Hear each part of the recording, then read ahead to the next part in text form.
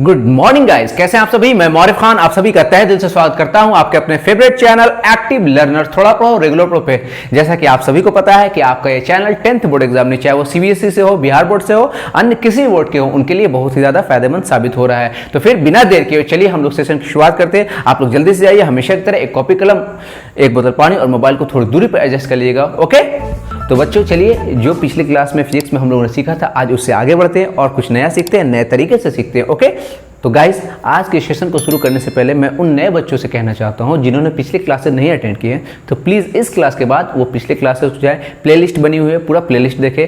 और हाँ बच्चों, मैं नए बच्चों को बता दूं कि आपके एक्टिव लर्नर्स पर बिहार बोर्ड और सीबीएसई के लिए साइंस और मैथ की अलग अलग प्लेलिस्ट बनी हुई है, तो प्लीज़ आप जाइए प्लेलिस्ट पे, जो भी टॉपिक पढ़ना आप प्लीज़ पढ़िए। ओके, आइए अभी हम लोग इस पर डिस्कस करते हैं। ओके, देखिए बच्चों, समानांतर क्रम समूहन। समानांतर क्रम समूह में क्या होता है कि देखिए R1, R2 और R3 ओम के 3 प्रतिरोध हम लोगों ने लिए, और देखिए एक सिरा इसका कहाँ है, A बिंदु पे, और दूसरा सिरा कहाँ जाके मिल रहा है, B बिंदु, और इस तरह से हम लोग इसे संयोजित कर देते हैं, और ये क्या कहलाता है, समानांतर क्रम समूहन। देखिए, समानांतर क्रम समूहन के लिए व्यंजक प्राप्त करने के लिए, मतलब फॉर्मूला प्राप्त करने के लिए हम लोग क्या करेंगे, परिपथ को इस तरह से अरेंज कर लेते हैं। ओके, 3 प्रतिरोधक लिया है, R1 ओम प्रतिरोध, R2 और R3 का, ठीक है। और फिर जब परिपथ को इस तरह से हम लोग सजा देते हैं तो इससे धारा I प्रवाहित होती है। कि देखिए बच्चों, यहाँ बहुत ही इंपॉर्टेंट बात समझने की है कि समानांतर क्रम समूहन में आपकी धारा बढ़ जाती है। देखिए यहाँ पे बिंदु A पे आने के बाद धारा I1 प्रतिरोध R1 की तरफ चली जाती है, I2 प्रतिरोध R2 की तरफ, और I3 प्रतिरोध R3 की तरफ चली जाती है। फिर पुनः बिंदु B पर आकर ये धारा संयोजित होकर, यहाँ देखिए बच्चों, एक बात हमेशा ख्याल रखिएगा, ये आरपी क्या है। आरपी हम लोगों ने एक तुल्य प्रतिरोध या फिर समतुल्य प्रतिरोध लिया है बिंदु ए और बी के बीच, इन तीनों के बदले एक तुल्य प्रतिरोध हम लोगों ने लिया। आरपी का मतलब क्या है कि समतुल्य प्रतिरोध किसके लिए, पैरेलल अर्थात समानांतर या पार्श्व क्रम के लिए। क्लियर बच्चों। यहाँ अब मैं बताता हूँ कि इसे लिखते कैसे हैं। सिंपल सी बात है, यहाँ हम लोग क्या लिखेंगे, मान लिया R1, R2 और R3 के 3 प्रतिरोध समानांतर क्रम में संयोजित है सिराओं A और B के बीच। क्लियर। बैटरी से जिसका विभवांतर B है, धारा I प्रवाहित होती है, और धारा बिंदु A पर आकर 3 हिस्सों में बट जाती है, ठीक है, I1, I2 और R3। पुनः सिरा B पर यह संयोजित होकर I बन जाती है। क्लियर। देखिए बच्चों, सबसे इंपॉर्टेंट बात ये आती है कि अगर ये क्वेश्चन पूछता है कि व्यंजक प्राप्त करना है तो लिखते कैसे हैं, ये दिक्कत होती है। तो सबसे पहले कोशिश ये करनी है कि ये परिपथ आपको बनाना है, उसका लिखना है कि चित्रानुसार परिपथ को सजाया है। इतना भी लिखेंगे तो आपका काम हो जाएगा, ठीक है। लेकिन आइए समझते हैं। देखो बच्चों, मैंने क्या कहा कि मान लिया बिंदु A तथा B के बीच R1, R2 तथा R1, R2 तथा R3 ओम के 3 प्रतिरोध समानांतर क्रम में जुड़े हैं, है ना, R1, R2, R3। क्लियर। परिपथ में लगे बैटरी से I धारा भेजी जाती है। देखिए इस बैटरी से जिसका विभवांतर भी है, अभी हम लोग इस पर देखिए, इस बैटरी से I धारा भेजी जा रही है, जो बिंदु A पर आकर 3 हिस्सों में विभक्त हो जा रहा है। देखिए बिंदु A पर क्रमशः I1, I2 और I3 में बढ़ जाती है। देखिए I1, I2 और I3 में बढ़ जा रही है। क्लियर। और पुनः बिंदु B पर जाकर ये मिल जाती है और I बन जाती है। क्लियर। तो हम लोग लिख सकते हैं ना, I बराबर I1 plus I2 plus I3। यहां तक किसी को कोई प्रॉब्लम, बात समझ में आ रही है। अब बच्चों, अगर हमें पता करना होगा कि इस I1 धारा का प्राबल्य क्या है, तो R और V की मदद से हम लोग निकाल सकते हैं। ठीक इसी तरह हम लोग यहां निकालेंगे, फिर I3 के लिए निकालेंगे। अब हम लोग क्या लिख सकते हैं, चूंकि बिंदु A तथा B के बीच विभवांतर भी है, ओके, अतः ओम के नियम से अगर हमें ये पता करना है कि I1 धारा का प्राबल्य क्या है, तो मैंने क्या बताया था बच्चों, आप लोग को ट्रायंगल रूल याद आया है, ट्रायंगल रूल याद आ रहा है बच्चों। अगर हमें धारा निकालना है तो V/R। क्लियर। तो अगर हमें पता करना है कि I1 धारा का प्राबल्य क्या है, I2 धारा का प्राबल्य क्या है, I3 धारा का प्राबल्य क्या है, तो ओम के नियम से हम लोग इसे निकाल सकते हैं। ओके, देखो बच्चों, तो ओम के नियम से हम लोग लिख सकते हैं ना, I1 इक्वल्स टू क्या हो जाएगा, V/R। विभवांतर तो सेम है, सबके लिए भी है, लेकिन हाँ I1 धारा के लिए प्रतिरोध क्या है, R1। ओके, इसी प्रकार क्या हम लोग नहीं लिख सकते हैं कि I2 के लिए क्या हो जाएगा बच्चों, V/R2, और I3 के लिए क्या हो जाएगा, V/R3। कोई कंफ्यूजन? और अभी अभी हम लोगों ने सीखा है समीकरण 1 में कि I is equal to I1 plus I2 plus I3। तो अगर हम लोग इसकी वैल्यू को पुट कर देते हैं तो देखते क्या होता है। ओके गाइज, अब देखिए हमें समीकरण 1 से पता है कि I बराबर क्या होगा, I1 plus I2 plus I3। तो हम लोग इसके वैल्यू को यहाँ पुट करेंगे, देखते हैं क्या रिजल्ट मिलता है। ओके, मैं यहाँ बना दे रहा हूँ बच्चों।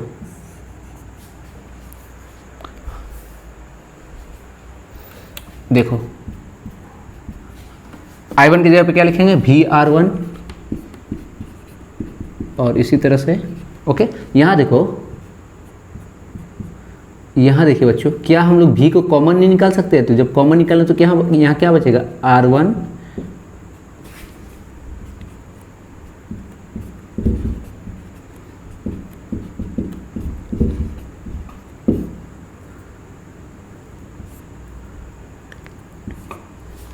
देखिए बच्चों, मैंने क्या किया, भी को बाहर निकाल लिया तो क्या बचेगा, 1/R1, 1/R2, 1/R3। ठीक है, इसे हम लोग समीकरण 2 मान लेते हैं। अब हम लोग बात करेंगे इस समतुल्य प्रतिरोध पे, देखते हैं इससे रिजल्ट हमें क्या मिलता है। और हाँ बच्चों, प्लीज आप एक्टिव लर्नर से जुड़े रहें, क्योंकि एक्टिव लर्नर से पढ़ने के बाद आपके कंसेप्ट की क्लैरिटी तो बेहतर होगी। आप ना सिर्फ 10th क्लास अच्छे नंबरों से पास करेंगे, बल्कि आप इससे रिलेटेड जो टॉपिक आपको पढ़ाए उससे रिलेटेड बहुत सारे सवाल को भी खुद से सॉल्व कर सकते हैं, क्योंकि यहाँ हर चीज सिखाया जाता है। ओके, रटने की बातें नहीं होती है, कोशिश की जाती है कि हर तरह के बच्चों को ध्यान में रखा जाए और हर छोटी से छोटी बात को समझाया जाए। आप लोगों ने इस चीज को नोटिस किया होगा, और जिस तरह से मैं बताता हूँ आप लोगों को नोट बनाने की जरूरत नहीं पड़ती होगी। आप सिर्फ मेन पॉइंट को लिख लिया करें और बार बार रिवीजन किया करें। ओके, खूब प्रैक्टिस करें, प्रैक्टिस करने ही से सब कुछ बेहतर होता है। ओके, और सेशन पसंद आता है तो लाइक करना है, शेयर करना और ज्यादा से ज्यादा दोस्तों को जोड़ना है। वेरी गुड, आइए हम लोग आगे बढ़ते हैं।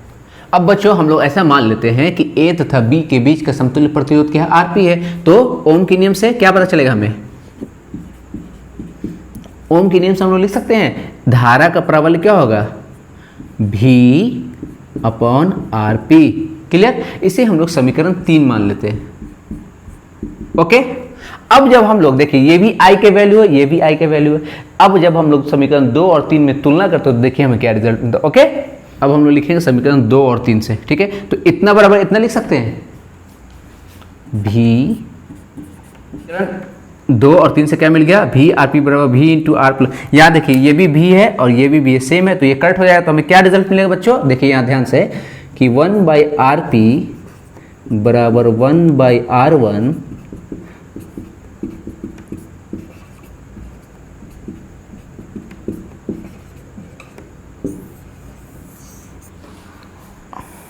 इस तरह से हमें समानांतर क्रम समूहन के लिए व्यंजक यानी एक फॉर्मूला प्राप्त हो गया। ठीक है, 1/RP equal to 1/R1 plus 1/R2 plus 1/R3।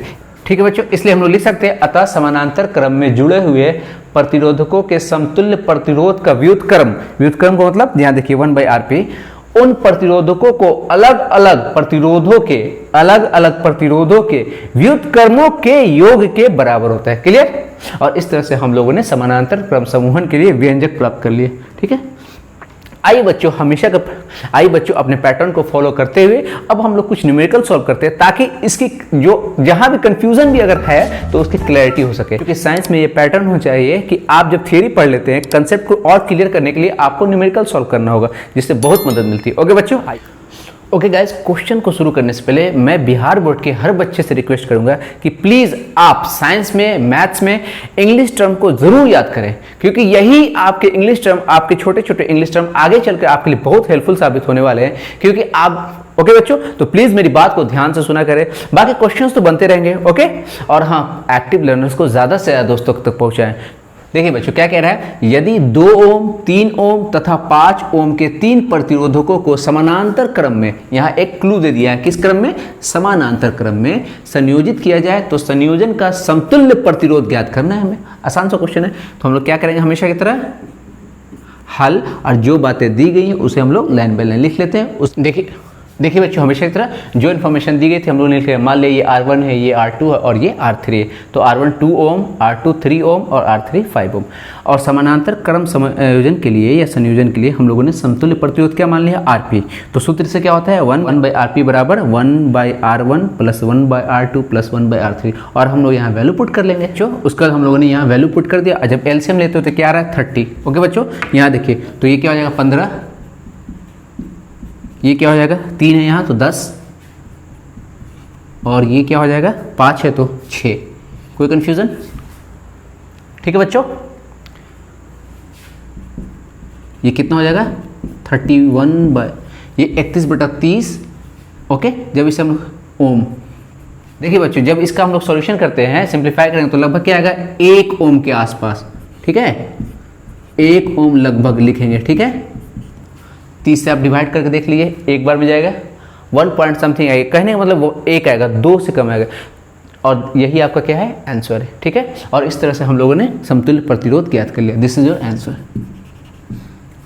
ठीक है बच्चों, मेरा जो मकसद था क्वेश्चन देने का, मुझे ये बताना है कि देखिए आप रिजल्ट से क्या क्या फाइंड कर सकते हैं। हम लोगों को क्या मिला है, समतुल्य प्रतिरोध 1 ओम, और यहाँ बच्चों गौर कीजिए कि सबसे छोटा जो प्रतिरोध है वो कितने ओम का है, 2 ओम का है।